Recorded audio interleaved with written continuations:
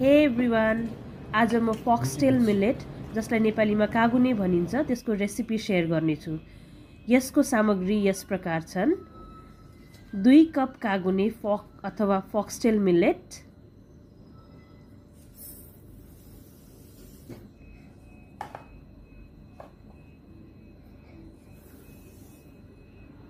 1 cup उरद दाल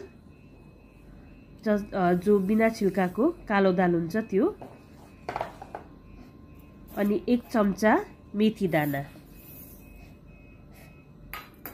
यी सबै सामग्रीहरूलाई मिलाउनुहोस्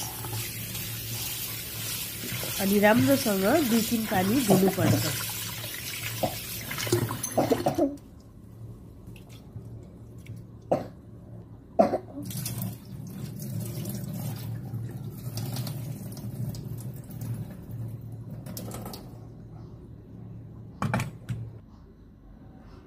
यस मिश्रणलाई कम से कम 6 घण्टा भिजाउनु राख्नुपर्छ।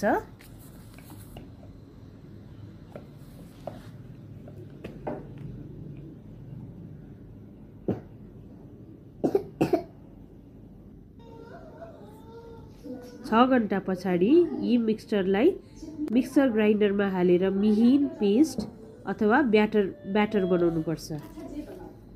यो ब्याटरलाई अब एउटा कुनै पनि युटेन्सिलमा ट्रान्सफर गर्नुहोस् अनि हातले मिलाउनुहोस्। यो प्रोसेसले फर्मेन्टेसनमा सहायता गर्छ।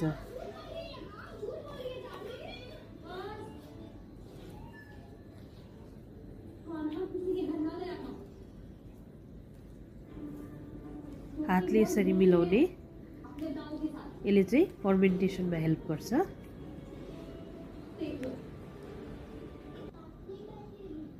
त्यसपछि सिन्स इट्स विन्टर फर्मेन्टेसन हुन टाइम लाग्छ।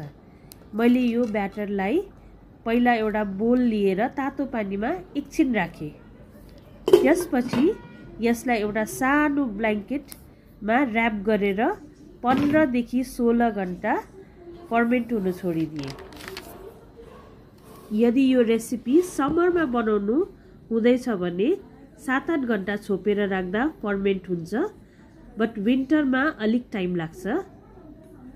यो ब्ल्याङ्केटलाई अलिक इग्नोर गरिदिनु होला, अलिक पुरानो ब्ल्याङ्केट हो मेरो, जुन चाहिँ मैले यो डोसाको लागि प्राय युज गर्छु।